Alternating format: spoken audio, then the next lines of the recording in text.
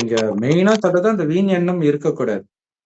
அப்படி இருக்கிறவங்களால தான் இந்த அவ்யக்த நிலையை அதிகரிக்க முடியும். அதுக்கு நீங்க தூய்மையான எண்ணங்களை பயிற்சி பண்ணிக்கிட்டே இருக்கணும். எப்படி வீண் எண்ணம் வராம இருக்குன்னா, என் மனதுடைய வேலையே எண்ணத்தை உருவாக்குறது தான். அப்ப நீங்க தூய்மையான எண்ணத்தை உருவாக்குற பிராக்டிஸ உருவாக்க அந்த எண்ணங்களே வந்துகிட்டு இருக்கும். ம். அப்பதான் வீண் எண்ணங்கள் வராது. அப்ப உங்களுக்கு தூய்மையான எண்ணங்களும் இருக்கணும். அதே நேரத்தில் வருகிற எண்ணங்களை கட்டுப்படுத்தும் சக்தியும் இருக்கணும். ஏன்னா நேத்து சொன்னார் இல்லையா, நீங்க ஆரம்பத்துல உள்நோக்கு முகத்துல இருந்து பேச பேச வெளிநோக்கு முகத்துக்கு போயிடுறீங்க. கேட்கிறவங்களும் அதே மாரி கேட்கும்போது நல்லா இருக்குது. அப்புறம் வெளிநோக்கு முகத்துல போயிடுறாங்க. பாபா சொல்றாரு,